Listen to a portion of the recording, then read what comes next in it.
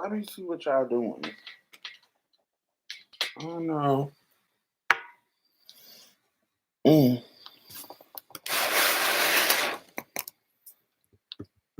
Mm. I am up. It is 4 o'clock in the morning, and I had a story on my spirit, so I wanted to tell the story. How are y'all doing? Who is up, child? Let's see what the tea is.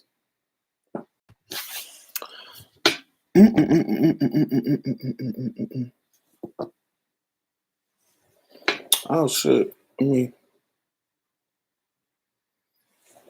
How are y'all? Hey Evan. I wanted to come on here and tell the story that's in my mind. This Meghan Markle stuff got me thinking about shit. So I wanted to come on here and talk about it. See what it gives. Yes. How are y'all doing this morning? Are y'all asleep? Are y'all up feeling blessed? I am feeling good. So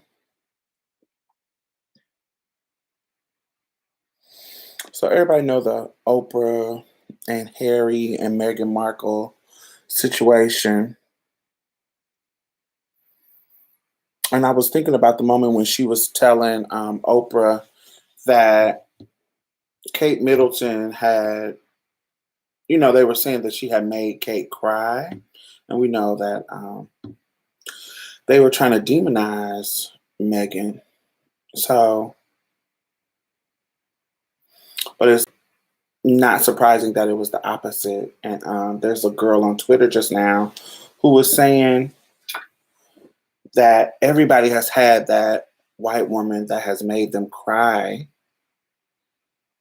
and played the victim when it was actually the opposite. And I was like, I actually haven't had that experience. That's not my experience. White women don't make me cry. Like, it's just something about them that I don't get emotionally attached to them enough for them, particularly at work. I don't have any very close white women friends. I have like friendly associates, but I don't have any very close white women friends.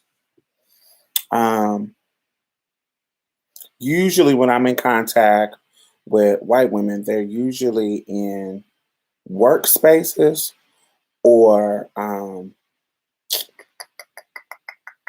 like academic spaces that I've been invited to, and in regards to that. So I'm never in spaces with white women just in like general social settings. That's really not really my thing.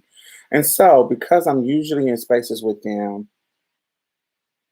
and work is involved, there's a level of professionalism that's always present that that you just gotta have because you're at work or you are there as a guest. And so they're not really connected to me in a way that could make me get emotional, that could make me get shed a tear. I can't imagine. Her situation is totally different, but I'm really referencing the tweet that the girl had sent out. I'm never in a situation where I'm emotionally connected to white women in a certain way. But black women are different because let me give you a situation. So I was a sales associate for Bath and Body Works. I was on the lowest level, like a sales associate. That's the lowest level of worker that you can be in a store. Sales associate. The next level is a sales lead, right? So in my particular store that I was at after the holiday times. Usually Bath and Body Works does um, management shifting around January, February, March, April, around that time. They'll do like hiring from September until, November, like for holiday times. But the people who really prove themselves and show up, that's when they start doing their management stuff. So me and this girl named Alex had been there longer than me, but me and her were the best workers. Like we had proved ourselves. We know how to do all the jobs in the store. We were really good with customers. We were really fast with shipment. We were really okay, so comparing me and Alex, I'm better with customers. So I was a better seller. I was better engaging with customers. Alex, we both can do everything. But Alex was better at shipment processes. She was a little bit more faster because she had been doing it longer than I have because she had been there longer than me. And because I was so good at customer service, they usually put me where I'm engaging with customers, so I don't have to be in the back opening up boxes, putting stuff, da da da. I didn't really, even though I like that part of the job, because I like being fast. But in our store, after the holidays, two sales leads positions came up. Who would have thunk it? So me and Alex, so everybody on staff was like, well, it's a no-brainer. Diamond and Alex should get those sales lead positions if they want them because it's two. It's me and Alex, and there's only two positions. It's just really common sense.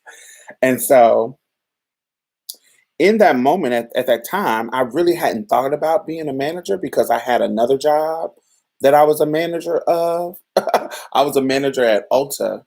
I was a prestige manager at Ulta, and I was part time at both of them, but I wasn't a manager at all at Bath and Body Works. So they convinced me, like I wasn't even thinking about being a manager, but they convinced me to interview for the position. Now, Alex, I just knew Alex was because she had been there longer than me and she knew to do all the stuff too. I just assumed that Alex would get the position and I would get the position because since there's two, if there was one, I would understand that it would be Alex because she's been here longer and she's just as good. But it's two, so I'm like, oh, okay, cute. So I don't have to um, compete with anybody. It's of course Alex, of course me. So they throw a monkey wrench into the plan. Okay. So when we are at the biggest store in Houston, which is, well, not the biggest store, but one of the biggest stores in Houston, called the Galleria Bath and Body Works.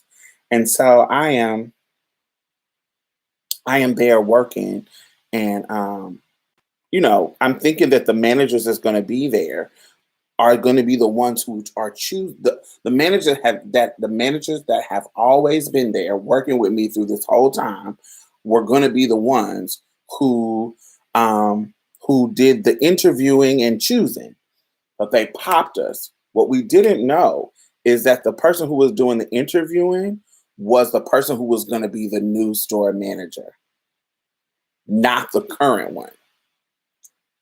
And so we are being interviewed by somebody we don't know, that doesn't know our work ethic, that doesn't know anything about us. And so that throws like a monkey wrench in the situation. So I'm like, oh my God. But I interview really well. So I'm really prepared. I know my shit. So I'm not nervous about it, but that does throw a little thing off. But it still doesn't matter because it's two sales leads position open and it's two girls that want the job, that's been here, that's been doing the work. So it really still didn't have me worried. So Alex interviewed first, and The the new store manager was this chick who had been with the company for about 10 to 11 years, and she was at one of the bougie stores in the city. And she came to our, and now she's coming to be the store manager of this one. And she's a black lady named Rhonda. So Rhonda, short, thick, brown skin, nice lady. Me and Alex, I'm a black girl. Alex is a Latinx girl. So when Alex interviews, Alex gets the position. Okay. So she interviews first.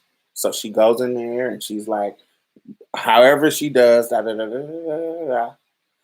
And she comes out and she was like, I got the position, da da da. So she got it. So in my mind, I'm thinking, okay, she got it. These are just, I don't know what's the word for it. What's the word when you just got to do something, when you're just going through the motions? Just, you know what it's gonna be, but you're just going through the motions. I can't think of the words because it's too early. um, this is protocol. This is just whatever it means. Um, and so I go in there and interview. She asks me questions. I feel like I'm answering the questions amazingly. I feel like I know my stuff. I feel like I'm presented well. I feel like, duh, yes, I know what I'm doing. I'm the best salesperson in the store, not just by my own bragging, but everybody is telling you I'm the best salesperson in the store. So she says, thank you, the normal thank you, blah, blah, blah, blah, blah. Now, mind you, it throws me off because remember, Alex just came out of her interview and she got a yes already. So the fact that they didn't give me a yes, for me, I was like, oh, so it I wasn't for sure at that point because they had already gave Alex a yes. So I was like, if they didn't give me a yes, that means they're thinking about it or they already have somebody else chosen, which was strange to me because who else would it be? So they interviewed somebody else, this white girl named Allison, not even from outside the company, never worked for Bath and Body Works. You know, I don't know about her experience, but she never worked for Bath and Body. She was just a new Bath and Body Works. She was just a new girl, and so they chose her, which was wild to me. Because I was like, oh my God, why wouldn't you choose me, the girl who's been at this store? And I didn't get it. And I was like, oh, I was devastated that the black lady didn't choose me. If I had, I just was devastated because I thought, oh, I got it. She's a black woman, so boom, bam, baby. She said no, ma'am, and picked the white girl and the Latinx girl. Cool. A blessing came because one of the co-managers at the store that I was at ended up getting promoted to store manager at a smaller store in Rice Village. And she needed one sales lead. She needed a sales lead. And she says she just knew that they were going to pick me to go to as the sales lead at the Galleria. But when they passed me up, she just said, "Oh no, give me Diamond. That's what I want. I want her." And so they, I interviewed with her, even though I already knew her because she was the store manager at my, the co-manager at my store. She was like, "Girl, yes, come on." So I got that position at another store. Now this store is a smaller store, but it's a more bougie clientele, and which I actually like. It's a smaller store, so it's not this big ass floor sets. Blah blah blah blah blah. So I end up being a sales lead at that smaller store. Fast forward to 8 years later, I am now the store manager of that smaller store. I'm making probably about $32 an hour. Um, really comfortable. I love my store. I would have hated the other store. Now that I know what the work entails, I know I would have hated the other store. I would have worked it, but I know I would have hated that other store. And if I would have went to that other store, I wouldn't have progressed to a store manager as fast as I did, because that store is where they do a lot of, because it's such a big money making store. Your rise up ain't easy. They always bring other people into that store and to take over it. It's never like, oh, you work at that store and go up. No, you once you get big in that store, you go to another store. So anyway, um, my district manager. So at this point, I have built my particular store up based on being there as a manager, and now as a store manager, I have built my store up to be one of the most lucrative stores in the district. So even changing the tier of the store, changing the tier, like they were based on how much money you made, your tier of your that depends on the tier, that changes the tier of store you are. I hope that makes sense. Um, we have been there with other managers, not just me alone, but with other managers, and then me coming there being the lead. Um, we had changed the tier of the store because we had made so much money. So my district manager says we're going to have a tier two um, store manager meeting at your store. So that means that all the managers that are on my tier, it's probably like four of us, come to my store to have a meeting with the district manager. So one of those tier two store managers was Rhonda, the one that didn't hire me. What ended up happening is she ended up going to that store, and the store started to fail. The girl that she hired outside of the company ended up quitting. So the store went down, and they took her to a smaller store. So it's not necessarily a demotion. You don't lose money. Once you get a certain amount of money, you never go down. Like if you say you get a raise to go to this big store, if you go to a smaller store, your money stays the same. But it doesn't look good because you're supposed to continue to go up. And she wants to be a district manager, and she keeps not getting the position. She keeps failing when they put her in the test run for something. She keeps failing. Hey, team, enjoy. How are you? She keeps failing, whatever, because what they'll do, they put you at a big major store. And if you fail, you failed. And so you're not going to get to go to be a district manager, so-and-so, so-and-so. So at this point, they have put her down at a smaller store just so she can learn more things, more stuff. And she's one of them people that if you hear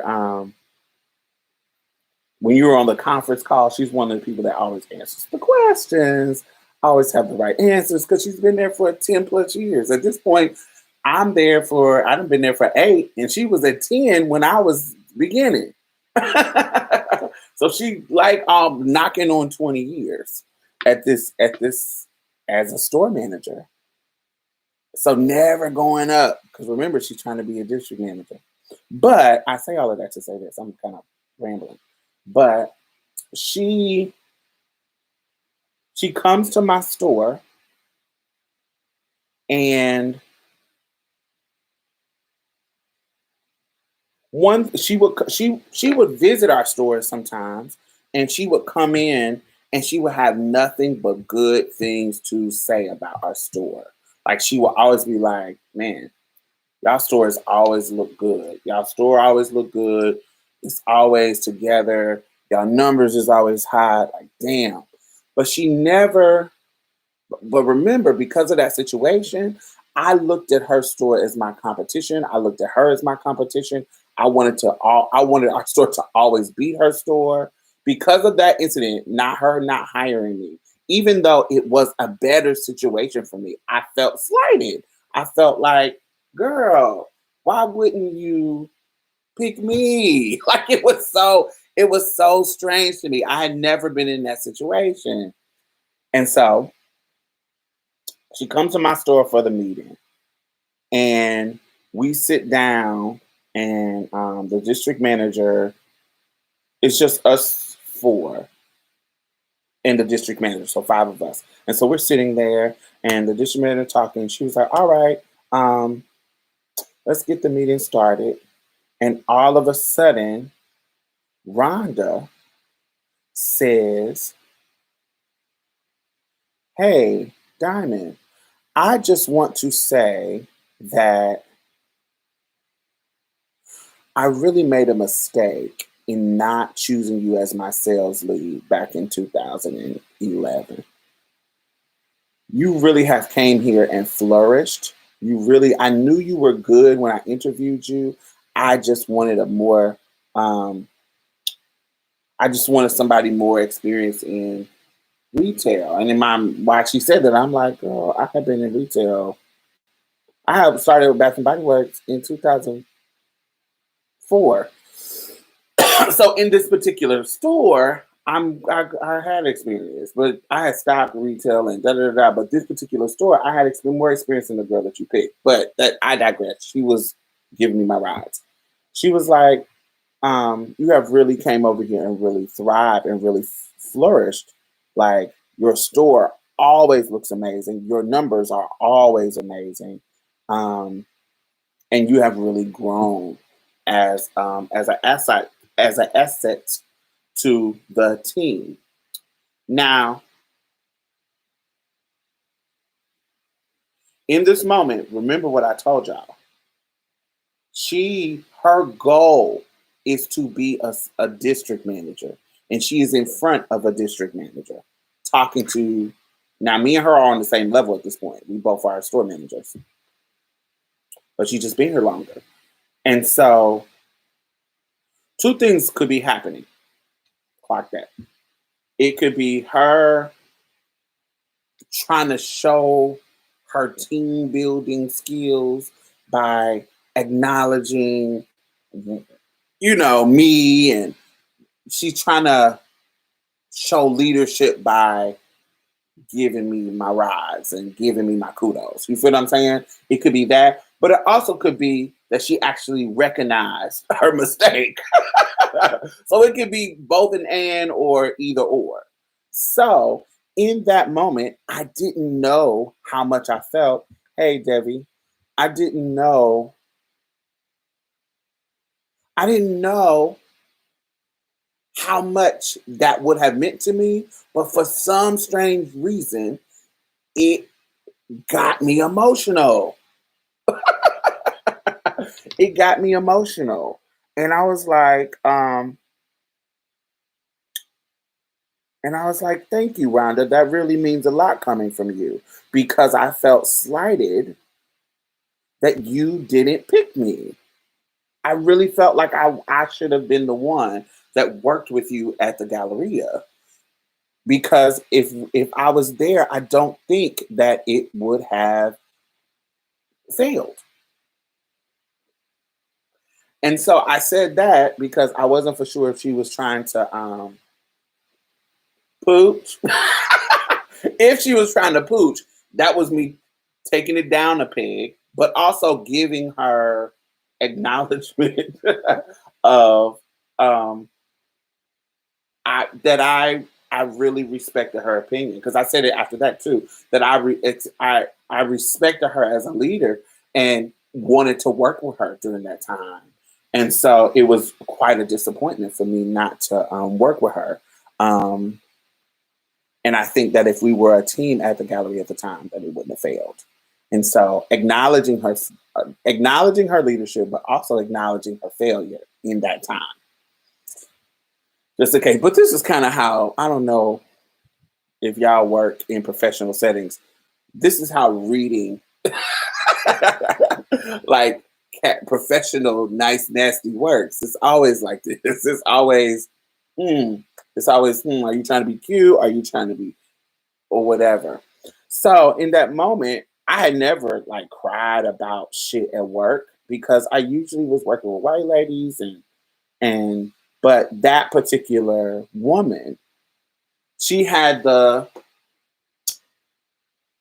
she had the power to get me emotional because I had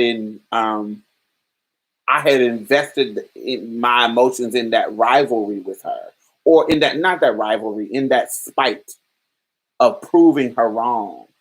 That never could have happened to a white woman in my life. It never could happen because I think they're ridiculous sometimes. You see what I'm saying? Like I think they're ridiculous, and I always think that they're. I don't invest in them in the same way that I do with black women because I want to be an ally with them. So if with black women, I don't ever want to be an ally with white women because I don't ever think that I can do that. Um, I never think that I can work with them without it being any kind of shade because there's always shade. I remember one of my bosses, one of my bosses, when I first moved over as a store manager, really liked her, even told her I was trans at one point because her brother-in-law is trans. And so there was a moment in us bonding that she brought that up in a positive light.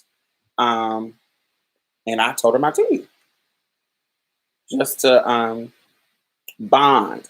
And so we had a moment where we bonded and I actually liked her. But then it's always something that kind of makes me be standoffish. For example, with her, when all the protests were going on, I can't remember what protest this was. Um, it had to be like maybe 2016. Was it Philando Castillo? I don't know. Y'all know it was so many back to back to back to back to back. So, there was protests and so the people in Houston were standing not at our store, but at another store, at the Galleria store, because that was the most popular. They were kind of arm to arm blocking traffic from moving. That was a part of their protest. And so it was all over the news, it was all the talking. It was affecting business, even affecting our business because of how traffic was backed up because of what they were doing. But not affecting us in a way where we weren't making a sales plan, but we weren't making as much sales plan as we wanted to make that we would have made if they weren't shaking shit up. But I'm a black activist. I'm a black organizer. So that shit wasn't bothering me. Fuck this shit up. Disrupt. So I'm like, yeah, that's what happens. This is what happens when, when protest is the voice. What Martin Luther King says, protest is the voice of the voice of the unheard. Like, come on, like that's what it is. So I'm all for it, but I'm not thinking about it because I'm not thinking about it from her perspective because I don't care. Like I'm not thinking about it. I'm thinking about, yes, wear that out. But she started having the conversation. So nobody is in our store because we are a small store. And so so there's sometimes when there's nobody there. And so we're sitting in the middle of the sales room floor. And she was like, I just don't understand why they're doing this. It doesn't make sense. They're not going to get anything out of it. It's not going to do anything. So why are they doing this? And she said it in a very dismissive way. And like, this is not a big deal. Y'all are not going to get anything out of it. She just kept on saying these things. And my response, not my response verbally, but in my mind, because remember, this is my boss, so I can't do too much. My response in my mind was, but that's because you're coming from a place of privilege and these things don't affect you. You are a blonde Ukrainian white woman. You are not affected by these things in the same way that Black people are affected by. So you don't understand the prevalence. You don't understand oppression. You don't understand because you are in a position of privilege. So you are allowed to not care. You are allowed to not think that this is a big deal. And you also don't understand how protest works. You actually don't understand that actually the disruption because of capitalism, the disruption that is happening, the disruption that happens, they want shit to get back to normal. And so if you are disrupting the normalcy, then people listen to you and things change because they don't want it to keep being disrupted. Does it work all the time? No, it doesn't work all the time. But does it work sometimes? Yes, a lot of times. It just depends on the strategy. That's what organizing is about. Organizing is about using tactics to disrupt, to get people to hear you and listen to your demands and then adjust. And we go into negotiations and get some demands. Sometimes you get all your demands. Sometimes you get half of your demands. Sometimes you get two of your demands. You know what I'm saying? It just depends. That is the I don't want to say gamble, but that is how the business of organizing works. You feel what I'm saying? So, but she wouldn't know that because she's not invested in organizing, such as myself. You wouldn't know that. You wouldn't know that because you're sitting up pretty, getting pretty privileged. Not pretty as in looks, aesthetics, but just sitting up in luxury, not having to worry about those things.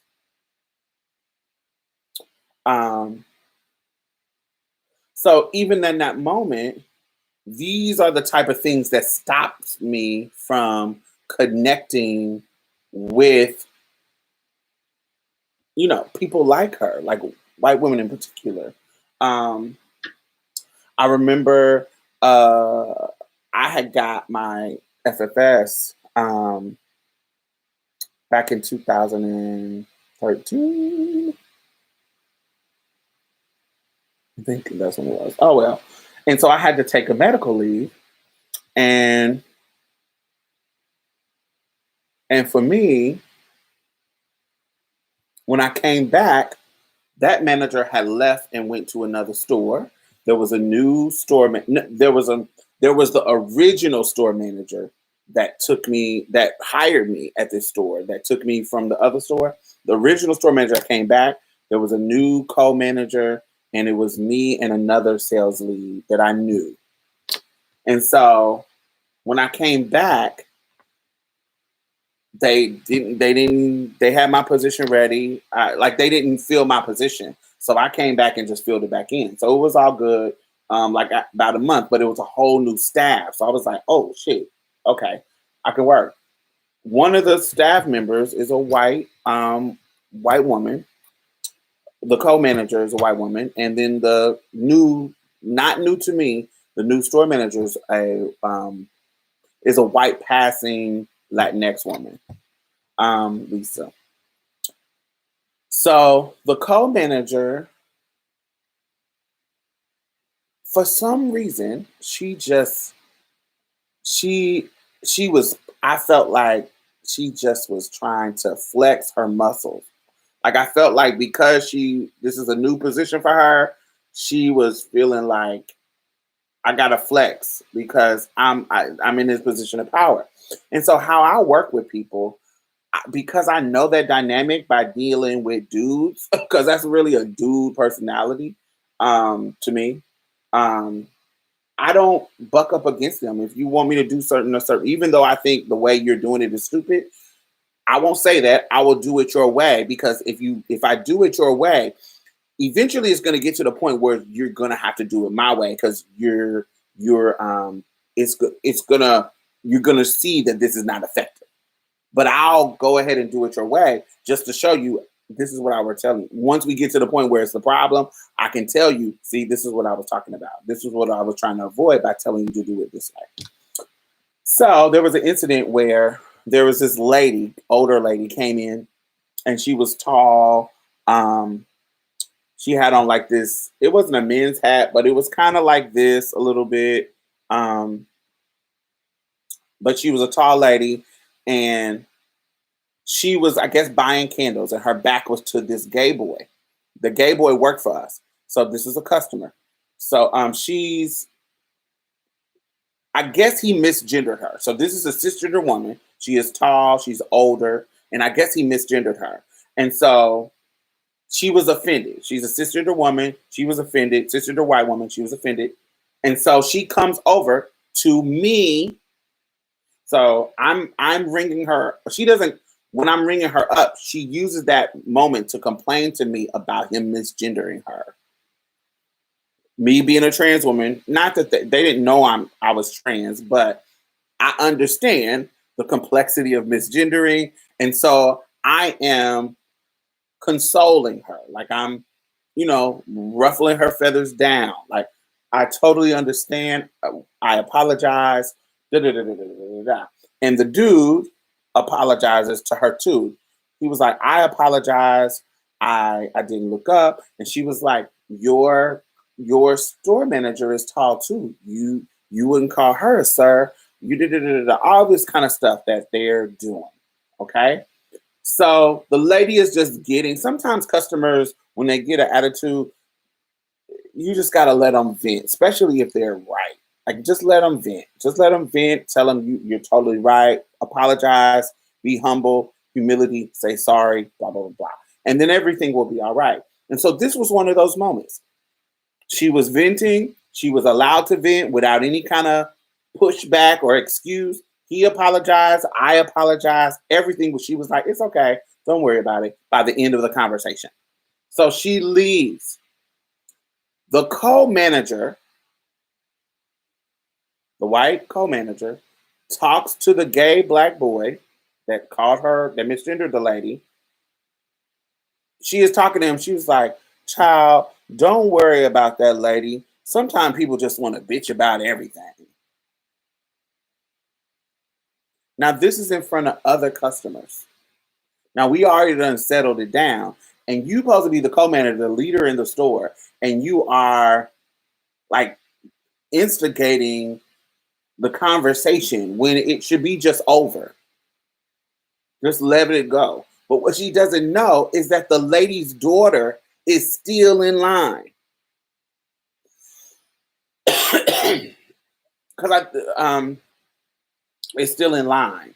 And when she says that, the daughter says, no, my mother just likes to be addressed the way she should be addressed. She's a woman, and she's an older woman, and she's not just wanting to bitch. That's not her personality.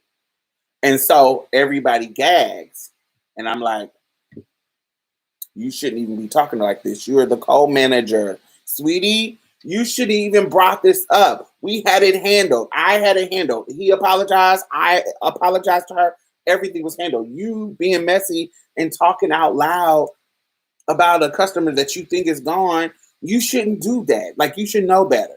So that's the situation. So she was this type of co-manager that would do little petty stupid shit.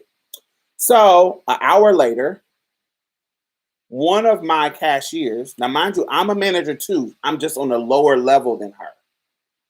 And so one of the customers has a coupon that's like fucking 3 months old. And so I say, I can't use that coupon, but I have a coupon that we can use for you today. And sure, we'll make it happen. And so my co-manager, so when I say that, my cashier is supposed to do it, okay? It's supposed to do it, but for whatever reason, the timing or whatever, I have to go back for another customer, da da da da. And the co-manager comes out and tells the cashier she can't use that coupon. Okay? Tells the co-manager does. So as far as authority, she has just usurped my authority. She had just said she's in a higher position than me, and she's telling the cashier that she cannot use the coupon. So I, being that I'm a manager, I say, but we don't already told the lady that we're going to do it. So at the end of the day, we're supposed to be taking care of our customers. So we have the power to. I can technically. I can take every fucking item on here and change it to 0. I have the power to do that. Not the power in this. I can technically do it, but the computer will flag your ass down if you do that. But I can. So say it's some weird shit happening and I gotta change this price and adjust this price. I can do it because I have the security code to do it. So I go over there and I said no. I told this customer that that is what I'm going to do for her, so she's going to do it. And instead of me telling her to do it, I go do it myself because she's not she's above me, but she actually technically is not my boss. My boss is the district manager. That's how the structure works. In the store, she's technically above me, but my boss is actually a manager. And I know because I've been a manager at this time for a long time that if I want to do something for my customer, I can do it. Simple as that. So the girl who's the cashier is like, ooh, she's like, this is a battle between managers, and I don't know what to do in this situation. So she backs up. The white manager gets real weird and goes to the back and says, "Can I speak to you in the back, please?" And so we come. No, not me. She tells the other girl. She tells the cashier. So she tells her, I am the co-manager. They're in the back office now. I am the co-manager. I am, I'm the authority of what can and cannot be done in here. And blah, blah, blah, blah, blah, blah, blah, blah. She's being so extra. Like I never experienced this kind of extra. And so I come back there and I say to the girl, I say, I was like, she is your co-manager and you are supposed to listen to her, but I'm the manager of the floor right now. And so you are supposed to listen to me too. And you, I'm talking to the manager at this point. There is no difference between us. She's a co-manager, yes. But as far as what we tell you, there's actually no difference between us. And actually in this situation, I am right. And so if I decide to let you use a coupon, you can use the coupon. And so if you know your job, that I am right. I told her to let the customer use a coupon because her coupons were expired. I am in my full rights to do that. It is no big deal. This is fucking $5 off. No, it was 10 off of 30. $10 off. This is not going to make or break us. Why are you being this extra in this situation when you know I am right? It's not about me being right, but you know that I can do that. I can, as a manager, I can give her the coupon. Why are you making this a big deal? I knew why she was making it a big deal, because she's one to flex her muscles. I'm the cool manager.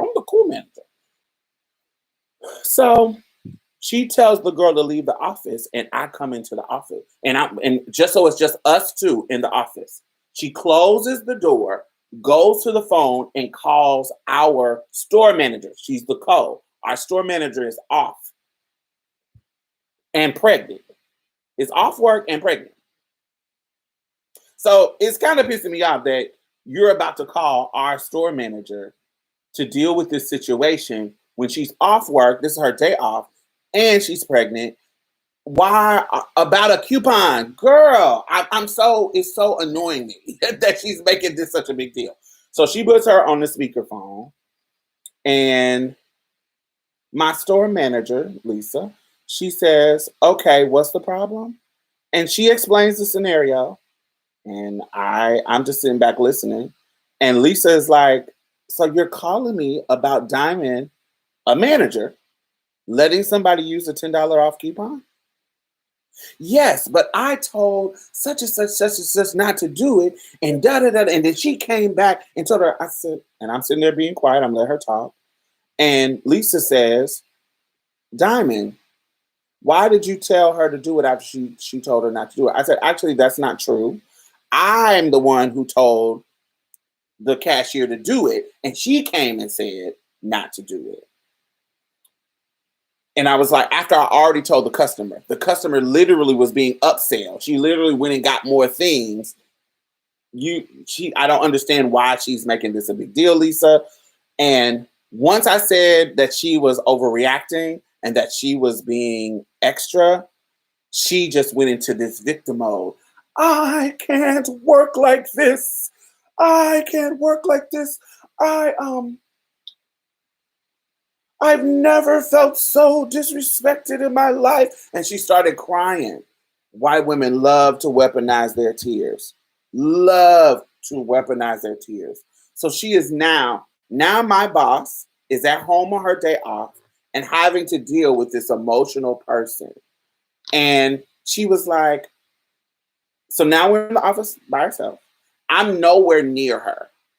And she says, I'm going to call HR because I feel she is harassing me.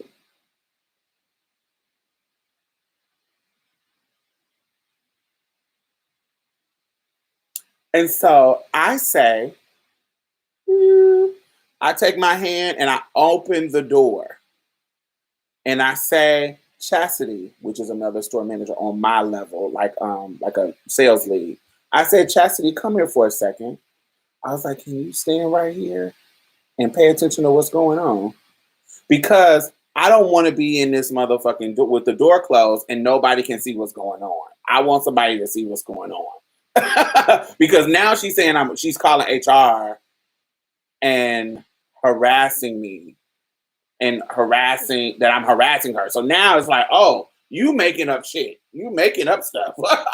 So now I'm feeling threatened, like, oh my God, this is made up shit. You crying and saying I'm harassing you? What are you gonna say? I attacked you next? Well, how far are you gonna go? So I want to make sure that the door is open and somebody's watching. And Chastity is a Black girl. So she says, so she wants to talk. Now, mind you, she's the one who called this conference call together, group call together. Once she sees that it's not going how she wanted to go, she wants to put me out the office so she can talk to the store manager by herself. So you can tell lies? I'm not understanding what's happening in this situation. So I tell her, I tell Lisa, I said, I'm going to leave the office because now she's lying and saying that I'm harassing her. I'm not feeling comfortable at all, like in this situation. And, it just is what it is. And she's about to go home anyway. So once y'all get done with y'all conversation, just call me back and I'm going to go out to the floor. So I go out to the floor and come back. Once she leaves, once everything is over, she leaves. So now I'm the type of person that I feel like I'm really smart, and so I'm always gonna cover my ass. So remember, I just told y'all a story about how she disrespected that lady and her daughter. What I did once she left the store and she was gone home for the day because she was the morning shift person, I was a night shift person. I went back and put on CD everything that I remember on CD. I went back and copied the incident because we record everything in the store. So if you go to a Bath and Body Works, everything in the store is recorded, particularly around the registers. There's like multiple cameras at the registers, and on the floor, everything is recorded. Only thing is not recorded is the bathroom. And so I was able to take a CD and put all the incidents with customers of her, negative incidents with customers of her on the CD. And I sent it to my district store manager because this is another thing. I didn't trust my store manager because she hired her and they came from another store. I know she hired me, but these are two similar type white women that weaponize their tears. Now, my store manager never weaponized her tears to me, but I seen her weaponize her tears to for other people, and so I didn't trust it. So I immediately sent the CD of all the incidents, describing all the incidents that night to my district manager. My district manager came the next morning. My called me in. I came in, called the other girl in, and the store manager was the opening manager. So I came that next morning, and she she played the CD that I sent her and said, "Can y'all explain what's happening here?" And I was like, "Yes, that's her disrespecting all the customers. Call them, say they're bitching. She did this, she did that. This is what she did." Like it was like 4 incidents that I remembered that day that were problematic that I could copy on the CD. And so my district manager told my store manager, "We gotta let her go." And she was fired, and I was promoted to co-manager within the next like 2 weeks. But she was so livid. She was so livid and really extra about weaponizing her tears and just randomly being shady. And I didn't understand. I didn't like it. I didn't feel any kind of way. But because I have had these experiences with them, they can't make me cry. Like I always expect, they always feel, when I'm in workspaces with them, they always feel like the enemy. They always feel the like at any moment they can set you up. At any moment they can play a game with you. They always got something up their sleeve. So I'm always crossing all of my T's and dotting all of my I's. So I'm never in a situation with white women where they are ever so emotionally in me where they can make me cry. Ever. Ever, ever, ever. Because when they get to being extra, I get to being smart. I'm trying to get you up out of here. So everything you do wrong, see me as a black girl, when I come into a situation with work, I'm doing everything right. Not that I'm a robot and perfect, but I know the rules I'm going to be following the rules because I know that I don't have the same leeway as a black girl to make mistakes and da da da da da. So I know the rules. So I'm going to constantly be watching and paying attention, and you're going to have to dot all your I's and dot all your T's too, because I'm going to document when you're not doing the dotting and the crossing the T's. So, I always go into, fight mode, and my fighting is professional. So, I'm going to always do that. So yes, the Meghan Markle thing, not the circumstances with her, but the tweet that was in response to the Meghan Markle saying we all have had a white woman in our life to make us cry in the same way that Kate Middleton did with Meghan Markle. I actually don't I don't agree with that. Like, white women don't make me cry at work or in my life because I don't really trust them for them to get into my emotional space. So yeah, I just don't have that experience. And I just wanted to talk about it. Talk about that story because I am up, woke, and not sleepy. How are y'all doing? How was y'all morning? Why are y'all up?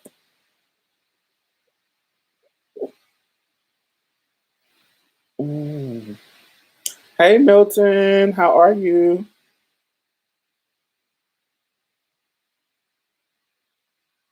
You probably didn't even want to understand. Right. Cyan, definitely. 143 bougie. Yeah, I couldn't sleep either. I had I don't know. I've been working out. Good morning, Royal. I've been working out and eating, and for some reason, it is giving me not. it's giving me it's giving me like almost too much energy where I'm not sleepy as I should be. I've been called aggressive at work for asking for a raise. Absolutely. That happens all the time. I went to sleep in the evening and I woke up at like 2 a.m. Yeah. Yeah, that comes along with black girl magic. Being a black girl, like it's that stereotype of aggressive that if we're doing normal stuff and it's just is exacerbating if you're a black girl. Now I know that white women in white spaces can come across as a bitch or aggressive if they're asking for a raise to white men, absolutely. But when it's a black girl, it's a different it's that intersection of race and gender that makes it a whole different type of oppression and a whole different type of stereotype. Um, but yeah, but I would get, honey, I'm still asking for my raise. And that's another thing. Like, it just feels like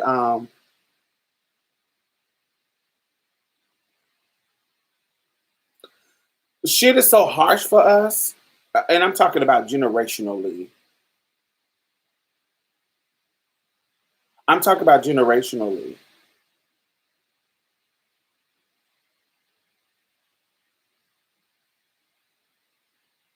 If you shit is so hard for us that for me, when I pay attention, we don't have time to not be aggressive. Because if you're not aggressive, they're gonna be like, they're gonna run over you. Well, you got the trans, honey. Trans is gonna be extra. Do you got the intersection of being a minority and trans? So that's gonna be different. That's gonna, if you talk about a cis woman in power over you as a trans woman, that's when your trans is gonna come in and overpower, particularly if she's a conservative black woman.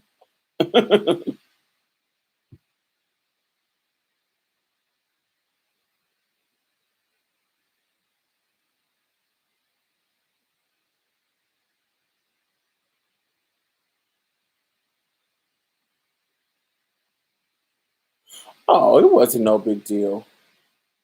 These wasn't these incidents. I'm talking about them, but that those they weren't really no big deal. I was just it actually worked out more in my favor. Um, yeah, I just feel like we don't have the luxury to not be aggressive. Like we have to say what we want, or people will look at Deborah. What's that? Deborah. I don't know her last name, but Deborah something. She was the black girl that played on um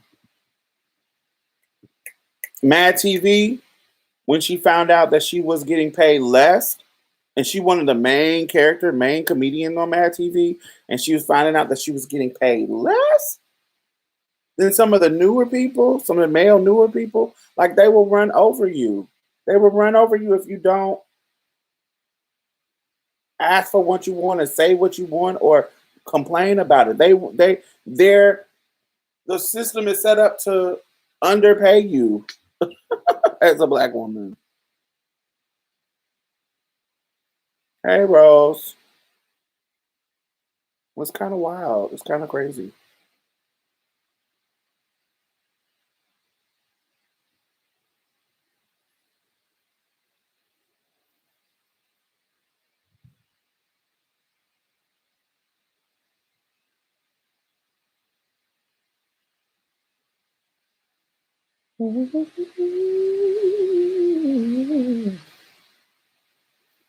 Mm.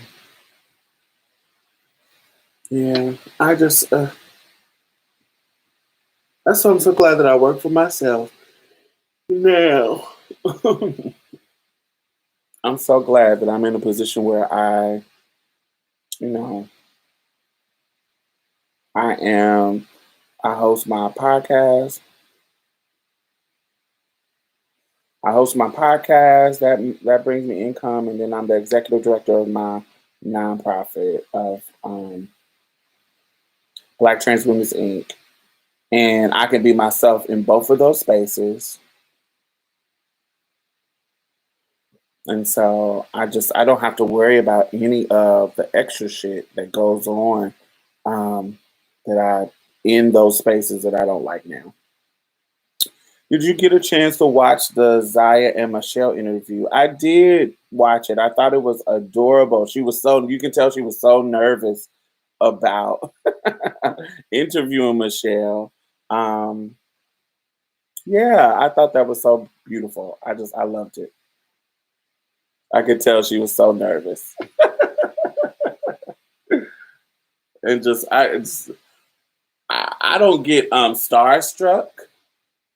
I'm trying to think. I don't get starstruck by normal celebrities. There are certain people that have a special place in my heart just because of who they are. Like I would like so for example, I wouldn't get starstruck if I met Beyonce, but I would get starstruck if I met Toni Morrison. She's passed away now, but say that she was alive. If I met Toni Morrison or Nikki Giovanni, um, so like Beyonce, I wouldn't get starstruck. Michelle Obama, I wouldn't get starstruck. I would get starstruck with Oprah. But there's just certain people that I wouldn't get starstruck. So it's kind of interesting to see who gets people starstruck.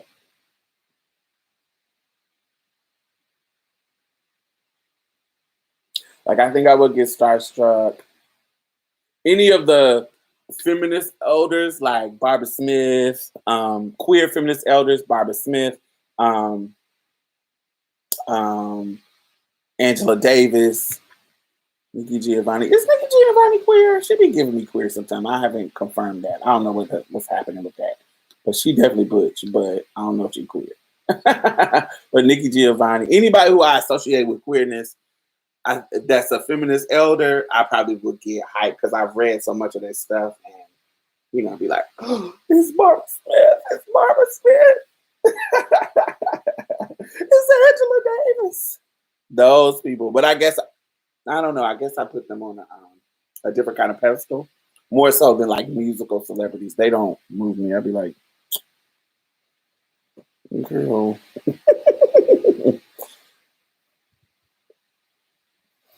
So, Diamond, what are your thoughts on Oprah? I see a lot of Black people say she isn't for the culture, which has always confused me. It confuses me too. Um, I don't hear that from. I always hear that from pick me's or men. Like pick me's and men, I hear from them, and not all of them, but you know, you don't get to that level of success and don't have haters. That's what I think. There's no way. It's like Obama. There's going to be just a sector of the community that it don't matter what Obama do, they gonna love him and always root for him. And there's gonna be another sector, a smaller sector, that's like, he ain't shit either, and da da da da. It's like that with Oprah. The majority of people like Oprah, but there is a sector of the community that's like,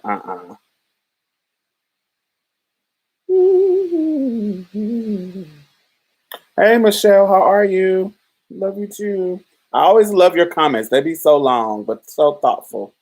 Thank you for them. They make my day. Thank you, thank you, thank you. I really only get starstruck meeting podcasters. I don't get starstruck by meeting podcasters because most of the podcasters I listen to, I feel like they're my friends or homegirls in my head or homeboys in my head or home siblings in my head. they make me, because I listen to them weekly. It almost feels like they're my friend in my head. So I don't. They don't starstruck me.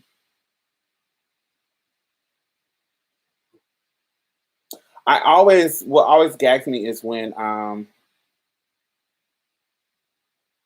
somebody I know that I think doesn't know me knows my work. That's always a gag. Like if there's like for I've been blessed in the sense of my podcast that all the podcasts that I listen to welcomed me in. Soon as I start podcasting, they like welcomed me in as if we were already friends. I was already listening to like T with Queen and J. Already listening to Queer Walk. I was already listening to um I wasn't listening to Inner Hoe Uprising. I met them through Tea with Queen and Jay, but I'm so glad that I did. But I was already listening to Tea with Queen and Jay and Queer White and The Read. And then when we got a shout out on The Read, it took our listenership skyrocketed. That was wild, just because somebody had wrote a letter. When just hearing Kid Fury say my podcast name, I was like, what? And they getting 250K a episode? Like, wow.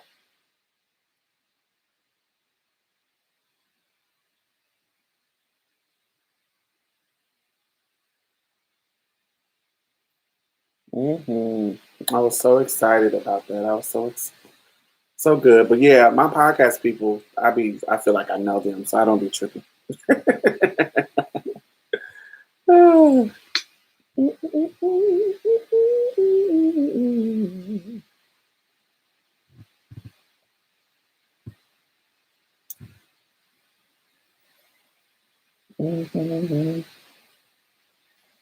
yeah.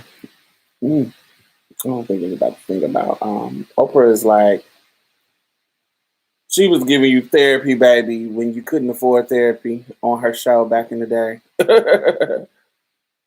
Did the Cat Black shout out make an impact? I think so. Yes, I got about.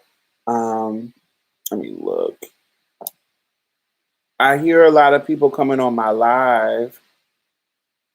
Once she did it, a lot of people was coming on my live saying that they found me through her, and like in that week that it was released. Excuse me. And then it kicked me over 12,000. I was at it like 11 something. Um,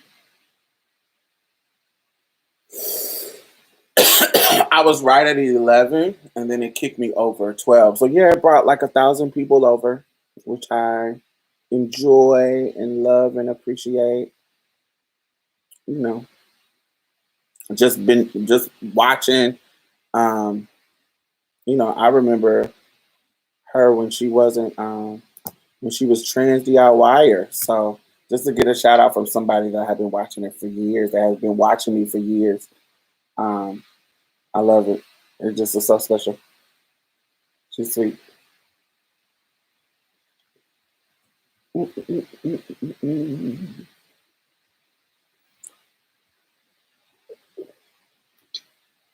That's usually how I grow. Usually, exposure for me is what makes me grow. But I think that's what makes everybody grow. but but yeah, I've been following you since 2012, so I was so happy to hear it. I appreciate you showing up all these years. Yeah, thank you, thank you, thank you, thank you. I always tell people, I think I said this on another live. I always tell people, I said, no, I'm not going to be the most popular girl that you're going to find, but all your faves know me. All your favorites know me. I'm your faves fave. I'm like Brandy. Oh, yeah, I may not be the pop star, but your faves are gonna mention me when they talk about their inspirations.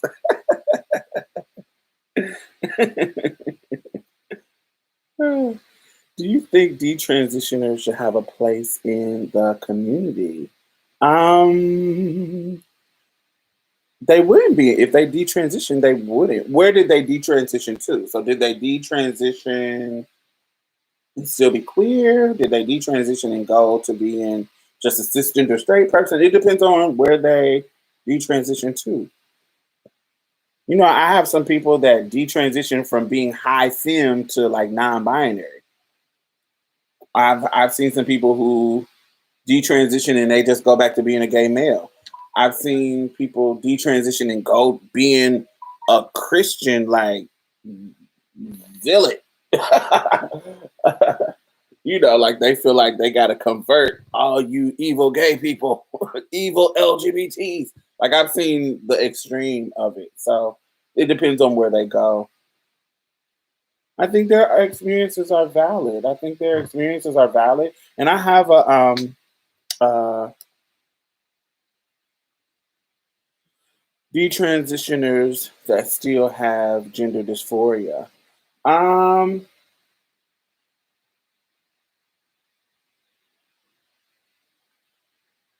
I don't know. I can't really say. I'm not a person that wants to kick people out of community. I feel like if you're not doing harm, then if you want to be in community, be in community. But if you're talking about if I just don't I have a video called detransitioning and validation or something like that. Detransitioning and validation. Let me go see if I can find it so I can link it for y'all. Detransitioning and validation. I think that's what it is. Um, I have a big faux lock bun in my head.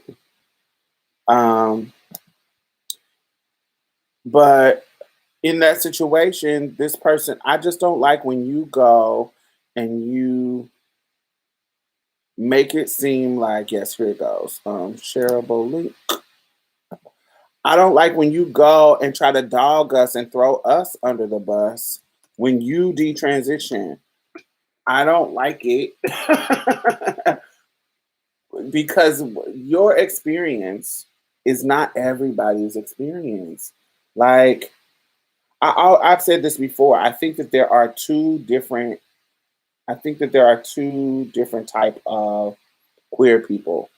I think I think that there are circumstantial queers and natural queers. Who are we talking about? We're just talking about detransitioning people. Um, so circumstantial queers. Let me describe a situation. This is not everybody's situation, but I'm just to give you what I mean by circumstantial. Um,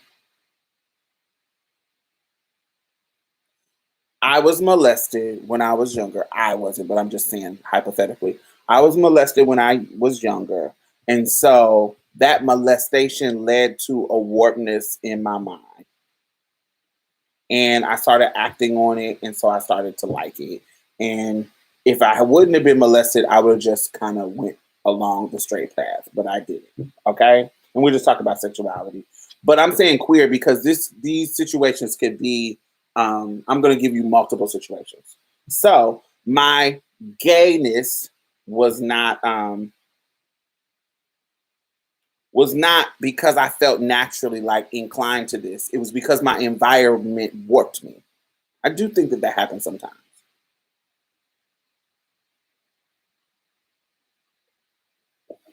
Okay, I am not anything. Like I don't think of myself as straight. I don't think of myself. Um, I don't like when people use trauma and make it synonymous with gay. I don't like it either, but I think it happens, particularly with women who have trauma around men and the trust issues. I see that. Um, I can see that's why I'm saying circumstantial. So the circumstances led to this path. Um, I'm a person, young person, being just kind of going through the world, and I come into the cafeteria and the jocks are being assholes, the cheerleaders are being assholes, the goths are being weird, da da da da da da. But the only person in the cafeteria that allows me to sit next to them and be nice to me is this gay guy.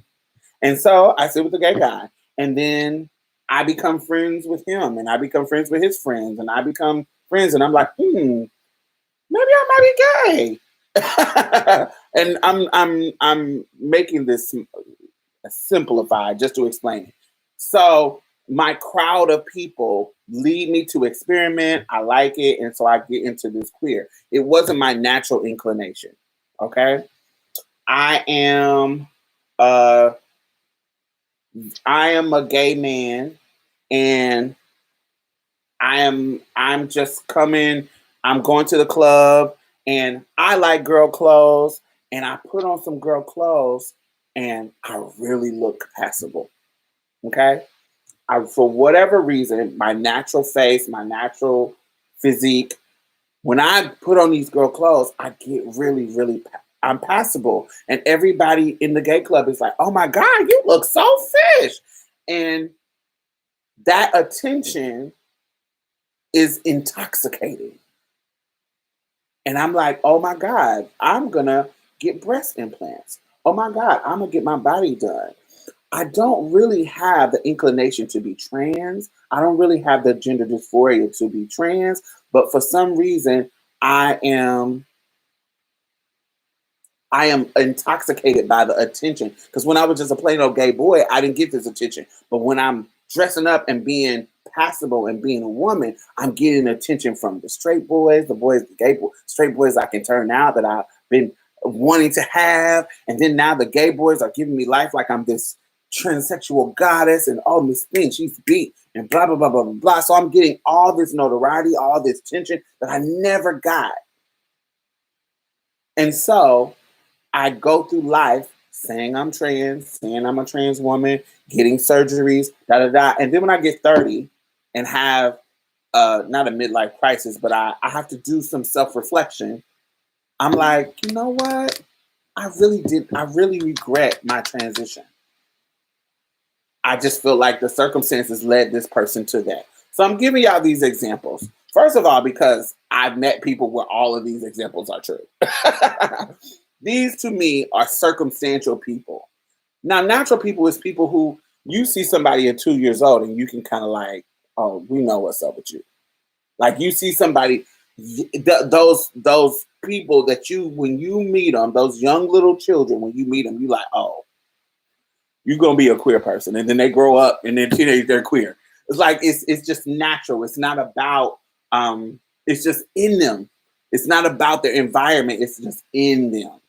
Because even when their environment is against it, it's still there. And so those to me are the people who are natural. And so because we know stuff is fluid, from identity to sexuality, all these things are fluid. Some people are figuring it out, babe. It's just that's just what it is. Some people are figuring it out. Some people are not as fixed as say me. Some people are not some people are a little bit more mutable. They're just kind of going with the flow wherever the wind blows. And so sometimes they need to detransition because what they thought was authentically them is not. And I know this causes a problem when we talk to cisgender people who think all of this is a choice. But I always tell people that the act of walking in your truth is a choice. Because we can all choose to be like Caitlyn Jenner and never walk in our truth until we fucking almost 70, 65, almost 70 years. So the act of walking in our truth is a choice, but the innate feeling of who we are on the inside or who we are attracted to on the inside is not a choice. That part is not a choice. The feeling is not a choice. But walking in our truth, me saying, yes, I am a trans woman and I'm going to live how I live, that is a choice that I made because I can choose to be secret. A DL dude is not choosing to be open. You see what I'm saying? He's not choosing to live his life and live his truth and proud and be a proud queer person. Um, and I know that causes a problem because the cishet people that are anti-gay or anti-trans, they're gonna be like, "See, I told you it was a choice. You're just not making the right decision." And I know that nuances it and makes it difficult, but that's just what it is. It's something that we have to deal with.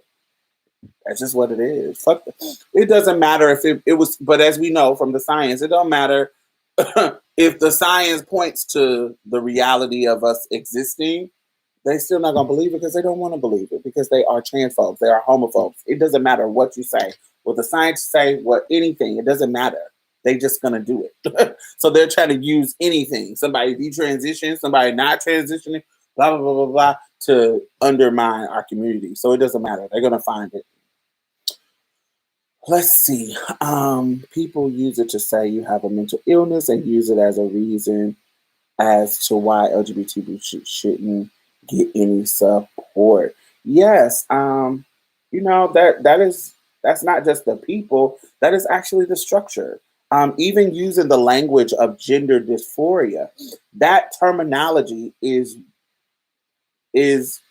oppressive in a sense, because it comes from the psychological community, and we've talked about this on my podcast, where that's part of the stigma.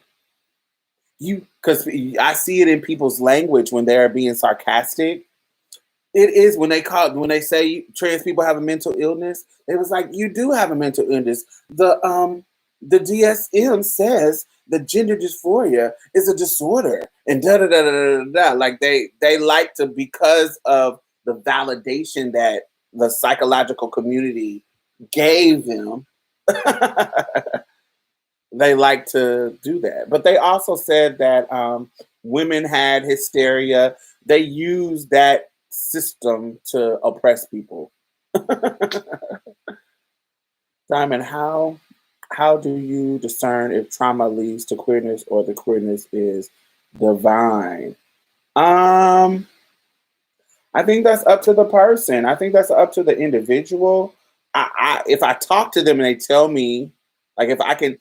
There's sometimes that I'll talk to people, and based on what they tell me, how their transness or their queerness, or their gayness manifested, I can tell based on my opinion if it is, if I feel. It doesn't mean that this is what it is, but um, if I feel that it is, um, natural or circumstantial. But that is that age old scientific question: is it nature versus nurture? And I think that everybody has a level of both of them affecting your life, your um, your environment, your temperament, your natural inclination. I think everybody has a layer of both of them in your life. One can be stronger, one can be not stronger, one could be weaker. It just depends on your circumstances. For example, me, one of the things, so I have always felt like a girl. I've always been inclined to feel like that whole little disconnect, incongruency when it comes to my body and my mind. Okay. But if my mother wasn't a drug addict, I don't think that I would have transitioned as early as I did. The circumstances of my life put me in a situation where I wasn't in my mother's house. I was in a group home. And so the group home gave me a level of freedom, a level of I don't give a fuck, to be able to transition that early. If I was still in my mother's house, because of how I felt about my mother was my superhero. I would not have wanted to disappoint her and deal with that. I don't think in my teenage, young, early teen years that I would have been able to deal with that disappointment at the maturity level that I was at 12, 13 when I transitioned in the group home. Do you see what I'm saying?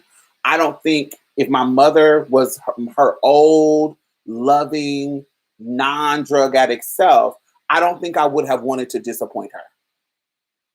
And I felt like I would have, and this is all hindsight of 2020 shit, but I felt like I would have waited. I felt like I would have waited later because I wouldn't want it to be a disappointment to my mother. That's just keeping it real with you. I don't think I know I would have transitioned because that was innately what I had been thinking about, but I know I would have made a plan to wait because I know it would have been, it was a disappointment to my mother. Um, but my mother being a drug addict and me having to go to a group home and all that kind of stuff, that gave me a level of freedom that allowed me to transition. Because this is staff of a group home. I don't give a fuck about them. I'm going to wear my clothes and wear my makeup and do what the fuck I want to do and present how I want to present. Because I don't give a fuck about these staff members and they can't kick me out. So I feel like both paths are valid. Yes, absolutely, Rose. I think both paths are valid, and I think we all are affected by both paths. Some more so environment, some more so um, natural inclination. I've had the privilege of working with young adults who were advanced in transition, but still going through a thick of it, and it helped me understand the spectrum better. hmm And that we're constantly evolving and learning ourselves. Absolutely. Like I feel like even right now in this where I'm at, I just turned 40 last week, last Sunday, a week ago, and even me, I'm not detransitioning, but what I think about my womanhood and the type of woman that I am um, is shifting to being less feminine. Not, no, you're not gonna start seeing me wear boy clothes. Not that far, but um, I'm being less internally. I'm being less restrained to a certain. Um, I'm being less. I'm adhering less to ideals of femininity that I had in my youth. That's a better way to say it. So what I was thinking about feminism, not feminism, femininity, what I thought I should be as a woman and I should be as what level of femme for me to be okay with my womanhood, for me to feel like I am, performing. That's not the most politically correct word, but whatever in my mind that okay, this is the type of woman I am. This is the type of woman I want to present. This is the identity that I want to present. I even in the actions, like what I do in the bedroom, all that kind of stuff. It's getting more not masculine, but not as restrictively feminine. Feminine. I hope that makes sense. It used to be very strict. And so it's getting more so like if I'm like say this is a spectrum, this side of the screen is femininity, this masculinity. So I was trying to be here and then it's kind of moving here. Not here where this would be like maybe like the middle or more free, like a non-binary person, and this is all the way masculine. No, I'm kind of like where I thought my film was going to be here, here, here, here, here. This is where it needs to be, but it's kind of shifted to where I'm like, oh, it's like a calm femininity instead of a high. It's like a mid-level calm femininity. I hope that makes sense. And so, not that I'm equating that with detransitioning, but I'm equating that with the evolution that you speak of, how we're evolving and learning ourselves as we keep going. And you should always be changing, not necessarily changing every single thing about yourself, but you should always be growing. You should always be examining and trying to make yourself a better person. And so that's what I'm doing. I don't, I question and reflect on my own taste, my own feelings, and how I want to present to the world. And sometimes that changes over time. I've released the need to define and be labeled. You You tell me where you are at, and I'll operate with you based on that current truth. That for all people, to be honest. So, do you think dysphoria is fake? No, I don't think. I think the concept of it is like it's not fake. It is a concept. It is a theory. It's like race. Uh, you can say race is fake, but race is real because it's a construct that affects our lives. And so dysphoria is a construct, it is a concept, it is a theory that explains a state of being, that explains something. And so I think it's as a tool to describe a feeling, to describe a certain state of being, it's amazing to have a tool, to have a concept, to have a theory that revolves around the incongruency with your body and your brain. I think that it's amazing that somebody have theorized that and created a concept around it so we can talk about it. But it is a construct. And so not necessarily fake, but not fixed and immutable and without reproach or critique. We can critique it and talk about it. And so I think that over time, when I got my body, my breasts, my body where I wanted to be, my face where I wanted to be, my hair, whatever I was doing, I got to the point where I didn't feel dysphoric anymore. It's not totally gone away, but it's not as it's not as pressing of an issue as it was before. So it's not necessarily I think it's fake. I just think it's not as I don't think it's going to always be pressuring on somebody's life. Let me see what we're at. I am enjoying listening to you as I get ready for work. You should do this every morning. Child, I usually sleep. I'm usually sleep at this time. Oh, um, happy belated birthday. Thank you. Makes perfect sense. I'm actually noticing a difference, a high level of comfort with yourself. Yes, yes, yes, yes, yes, yes. Now, I can say this. I have been very comfortable with myself. Since y'all know me. I started YouTube in 2000. I was 20, 26, 27, I think. Hold on. Let me do the calculations.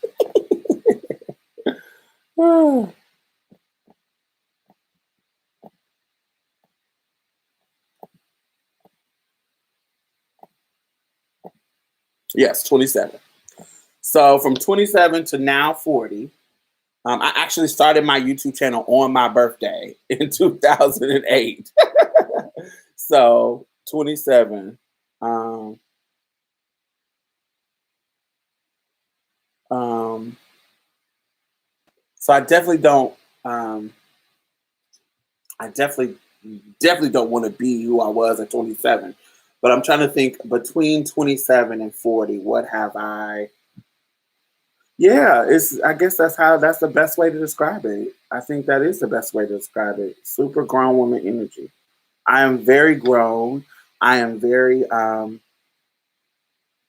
have been through life experiences. I have been in love relationships. I have been in friendships that have dissipated, that have grown, that have been through the fire and came out good. I have had that's in love relationships and friendships and um, work situations.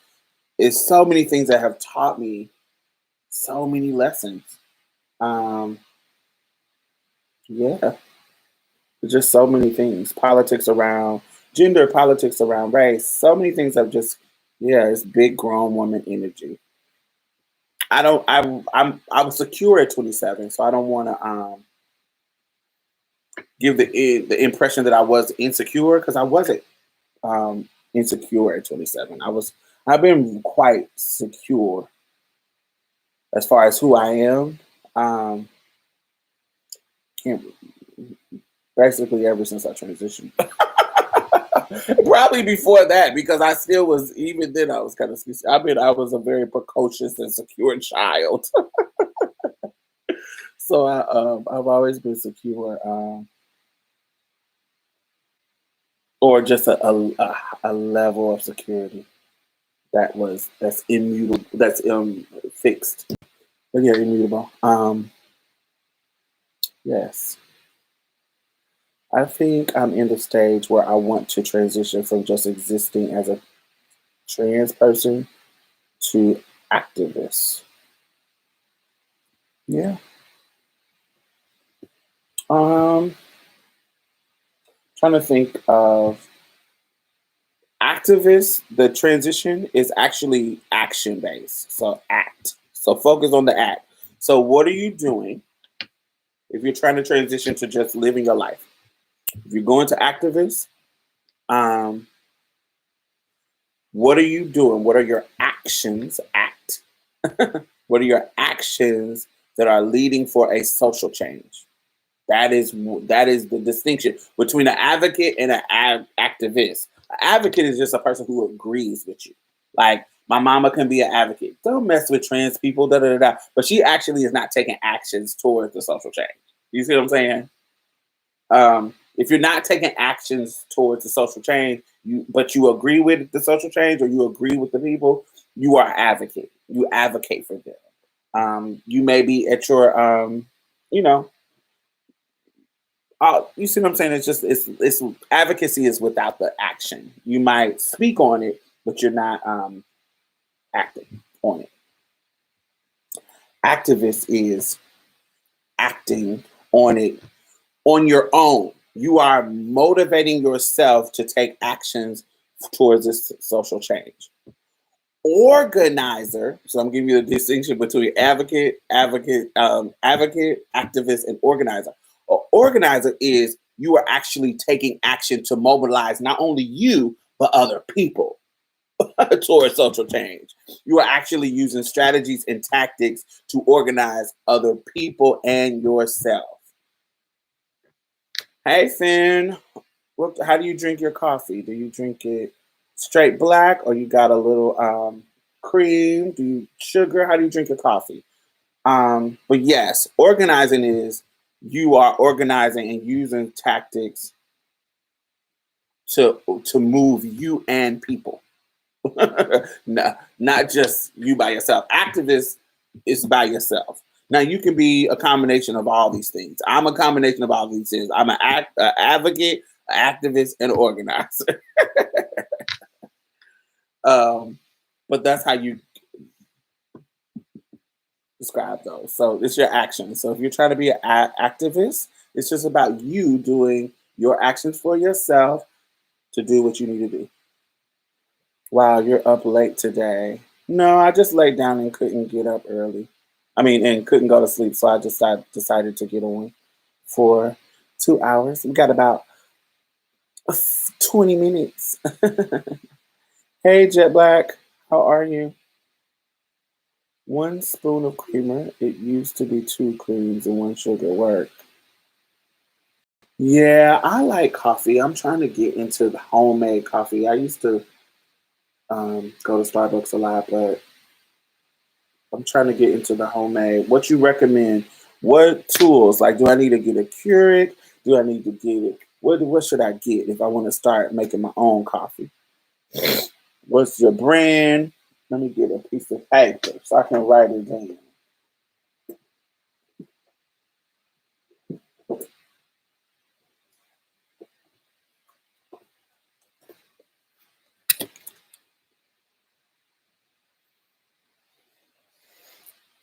Mm. Coffee grinder for fresh beans is what I use. What do you put it in? Send me some Amazon links, honey. What do you put in the fresh beans in to make your coffee? I like my coffee sweet, child. I like my coffee sweet. I like my coffee just a little bit of cream, just a little bit. Um, I like caramel or hazelnut. Um, yeah, I like all of that.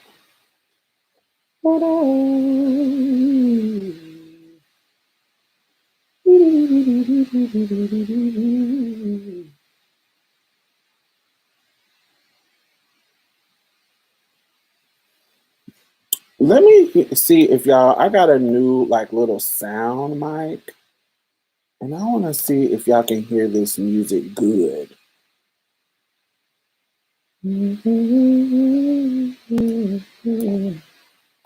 Like, or does it sound muffled?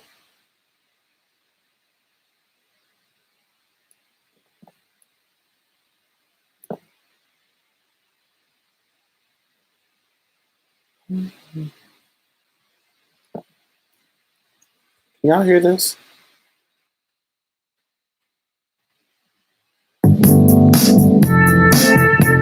Does it sound too loud?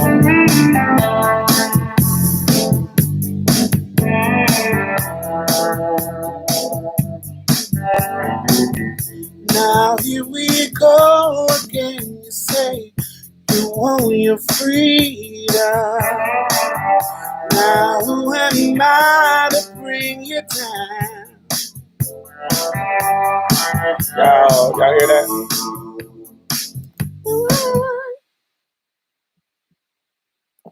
I got a new. Okay, does it sound muffled? Because I'm probably going to be playing some music for y'all, and I don't want y'all to be. I don't want it to sound like crazy. Does it sound not for later, not right now, but okay, good. Because I have some ideas of stuff that I want to do, but the music got to be right. Oh, it sounds muffled. Sounds muffled to you, Jet Black. Everybody else said no. Tiny bit muffled. Let me see if I cut it down. Would it sound decent? Let me see.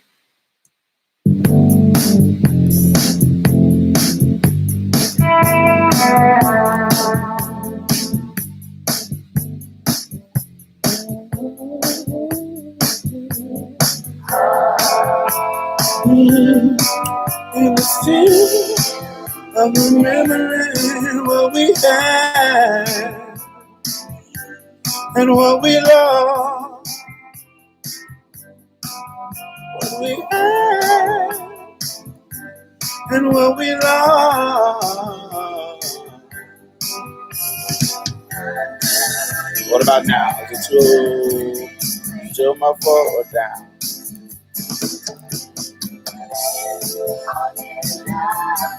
In that day, they will come and they will go.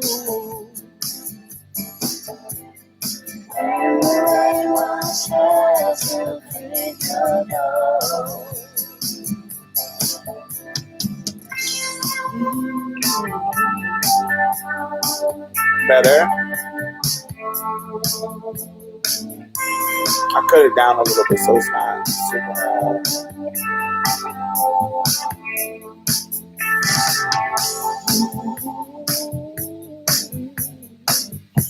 Crystal vision. Okay, cool. All right. Well, that lets me know where it needs to be. Yeah. It's only right that you would play the way you're feeling. Listen as I lead to the sound. But your loneliness is like a heartbeat.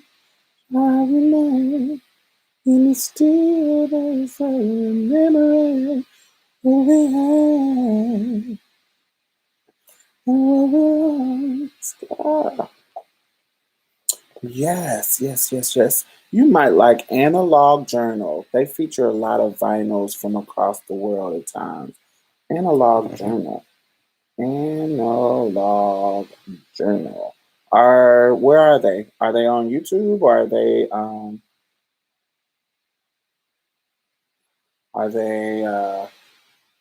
where do I search Analog Journal?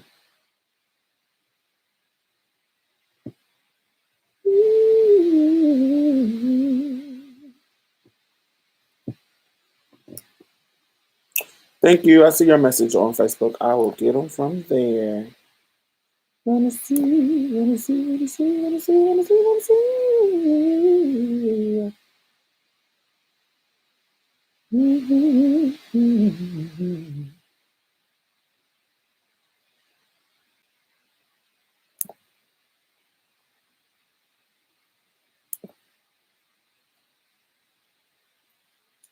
It sounds low and muffled now.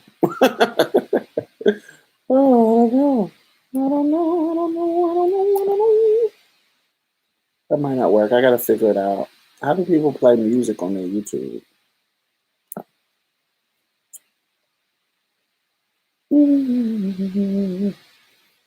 Well, they probably usually don't because they'll get it demonetized.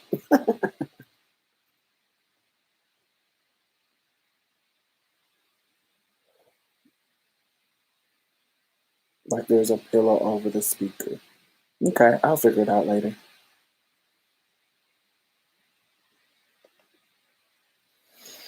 Can you sing Pussy Stunt? Do you still remember the words? Ooh, not off the top of my head, but that is an unlisted video. Let me see if I can find that.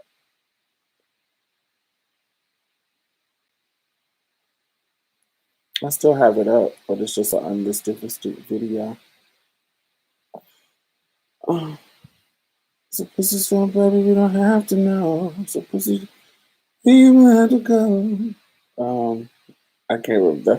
I can't remember the words. I haven't sung that song in ages. The fact that you remember it is kind of wild. It's a pussy stunt, baby. You don't have to know. It's a pussy stunt, baby. You don't even have to go. That's all I remember. But I think I don't remember the words because it wasn't a written down song. I think what you heard in that video was me just free flowing the song. And so that's why I don't remember it because it was a freestyle number. Let me see. Let me see. I don't know where it's at. Filtered by unlisted. I don't know what that is. Visibility. Unlisted. Apply. Let me see.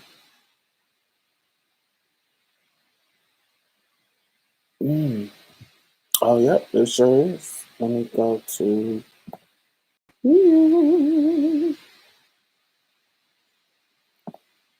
Stunt, baby.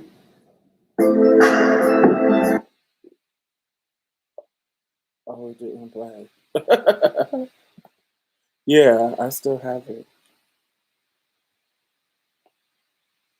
It sounds I'm up and I'm working with night shifts, so I can't stay. Hey, Emma. Oh, it won't play while I'm on live. Yes, it's a pussy stunt. Too quiet. Gotcha.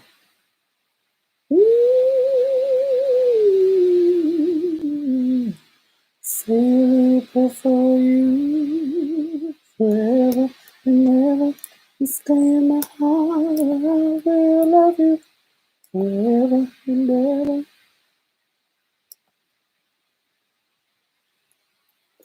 Forever for you.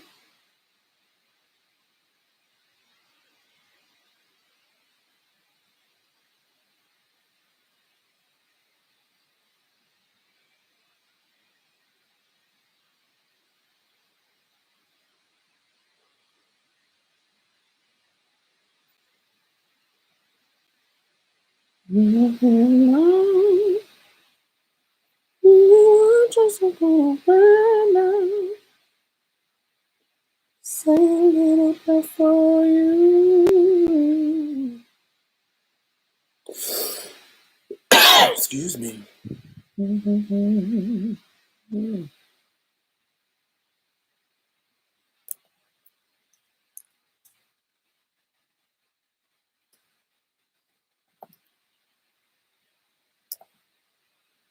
Let's see. Let's see. How's a house hunting? Let's see. How's a house hunting? How's a house hunting? How's a house hunting? Now it's repeating. Oh, that's because it's here.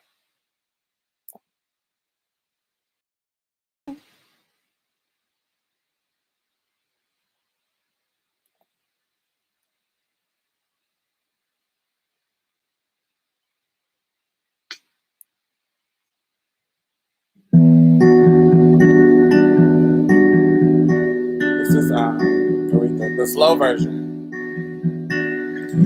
From the moment I wake up, before I put on my makeup. The slow version. Say a little prayer for you. But I am recording, and I can't wait to share that with y'all. Have a good morning, Shanette. I actually found the house that I wanted, but I am married. And I've shared this with y'all before, but everybody gagged every time I say it. I am married, and in Texas, when you get a loan for a mortgage and you're married, you have to put your spouse. It's something about the law that you have to put your spouse on it, and I don't want to put my husband on my loan. So I'm trying to figure out some ways around that. So so yes, because we're not together in a romantic. We're not together, so I don't want him on my shit. So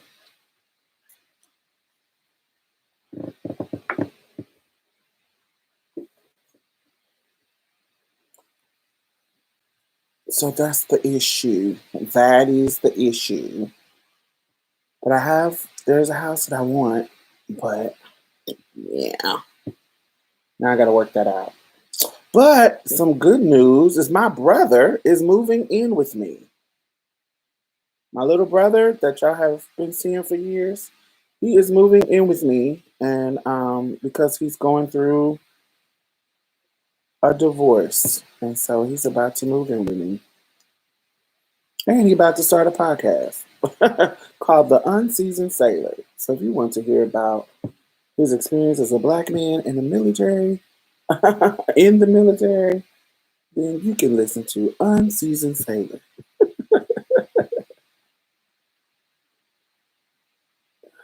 He's gonna want to snatch the house. Fuck that law. I don't think that that's the case. We're not in that kind of situation. We are.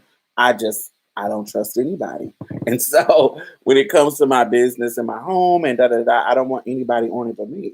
So once I figure out how to get around that, um, I can make it work.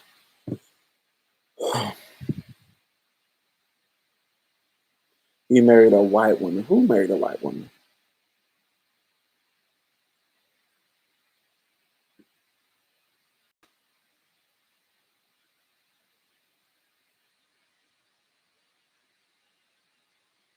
My brother? No. Thank you, Jupiter. My brother? No. That's not his taste. He didn't marry a white woman. Yeah, that's none of my brother's taste. My middle brother, um, his both of my brothers married brown girls, brown black women. Not even biracial, light skinned black women, brown black women. Both of my brothers.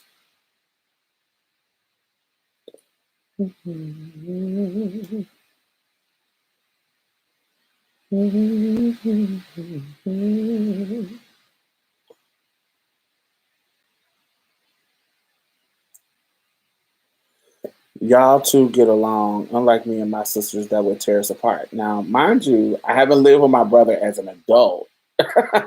When my brother lived with me, he was a teenager. And so I don't know how it's gonna work out, but we are mature adults, so I can't see it being a big issue. Inconvenience, maybe. I can't be having the tray come over all hours of the night to ravish my body. But I'm trying to help him get on his feet so he can not that he's not on his feet. He's financially okay. But I want him to get his own house, and so I want him to save and figure it out and all that kind of stuff without having to pay bills. Exactly what his wife should have been helping him do. I'm gonna help him do, and so he can be in his own shit and not have to worry about being independent right now in the middle of a divorce.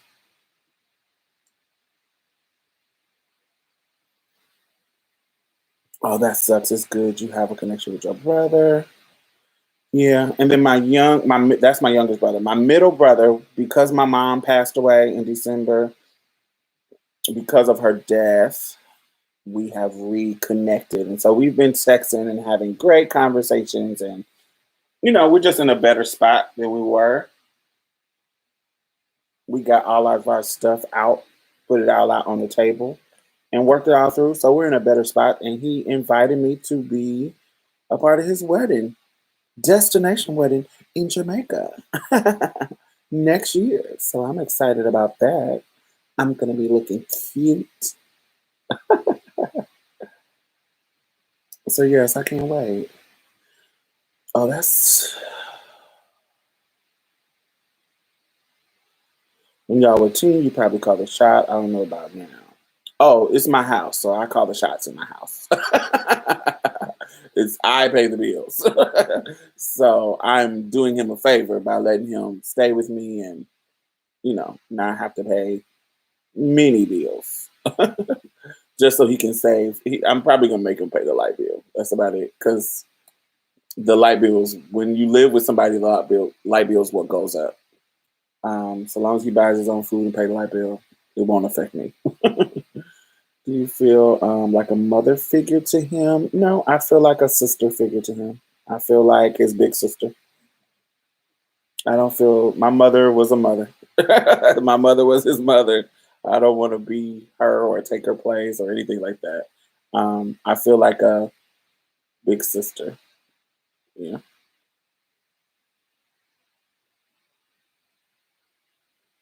Um, I didn't know she passed. May she rest in peace. Thank you, Jesse. Thank you. Thank you.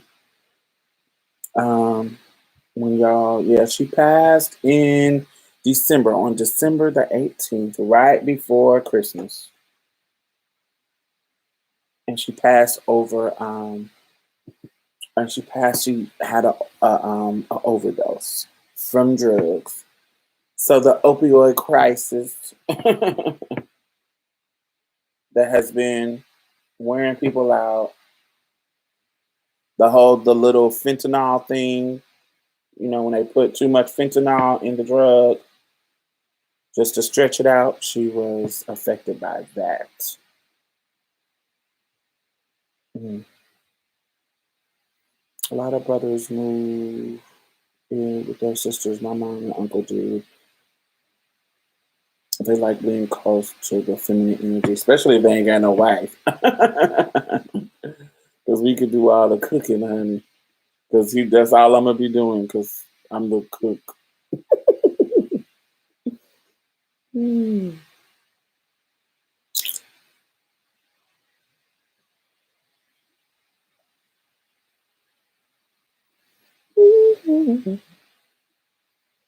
Well, y'all, I don't want to go over 2 hours. So I hope y'all have a wonderful day. I hope that y'all get your rest. If you haven't been asleep, take your ass to sleep. That's what I'm gonna try to do. Um, if you are just starting your day, have a wonderful day. And what Miss Thing say? What Tabitha Brown say? I'm so sorry, Diamond. I recall the interview you did with your mom years ago. Yeah, I love that I have those. Those I did the mom tag and the interview with my mom, and I love that those have those because they're so fun, and I can hear my mother's voice.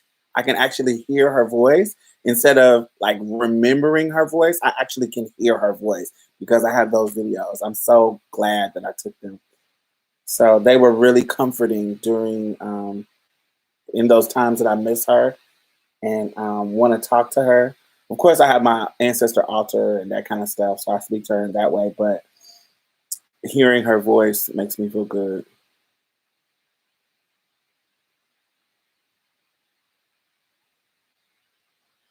Um, yeah, that makes me feel good. But what Tabitha Brown say?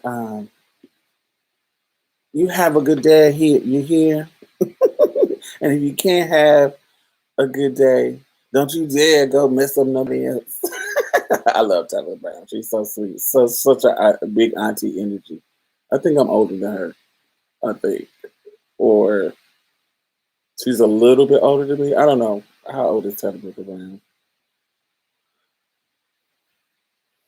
But anyway, y'all have a wonderful day, and I will see y'all. What do y'all want me to talk about next? Do y'all want me to talk about? Y'all want me to do a Coming to America review? Y'all, we got to talk about Allen versus Pharaoh on HBO. Woody Allen and all that shit. She's 42. Yeah, she a little just 2 years older than me. Yeah. So we gotta talk about Woody Allen, Mia Farrow, and all this bullshit in this docu series. Like, are y'all watching that? Oh my god, we got to talk about that. So I want to do a review, and I want to talk about that.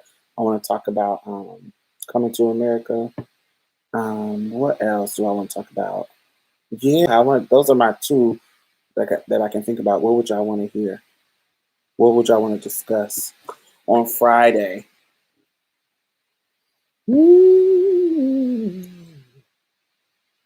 Woody Allen. Yeah, it's so much tea that I didn't know about. I don't pay attention to him.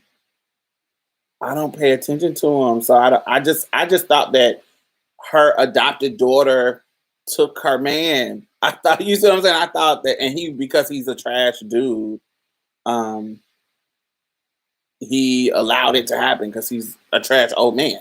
But I didn't know that it was all the tea. That was the tea, child. Y'all need to watch it. It's on HBO. It's called Allen versus Pharaoh. It's basically um, surviving R. Kelly, but Woody Allen. So check that out. I think I'm going to talk about. I don't know if I should talk about it when the series is over or talk about it now because it's a multi-week series. Like I don't know. I don't know. The Oprah interview with Harry and Meghan. Um, I talked. That was this video actually. The beginning of this video, I talked about that. It wasn't necessarily about that interview. I don't know. I just don't want to get into the weeds of that. This video was inspired by that video. It doesn't necessarily talk about it, but we went into other stuff towards the last hour. But what it inspired me to talk about was the beginning of this video. If you came in late, you can just watch it again. Um, But yes, but I'll talk about it. Yeah, we'll talk about it Friday. So Friday's live at 7 Central Standard Time. We're going to be talking about Allen versus Pharaoh on HBO. So if you have HBO, watch it. It comes on it's 3 episodes so far. So watch the 3 episodes. All right, y'all. Be good. I will see y'all. Bye-bye.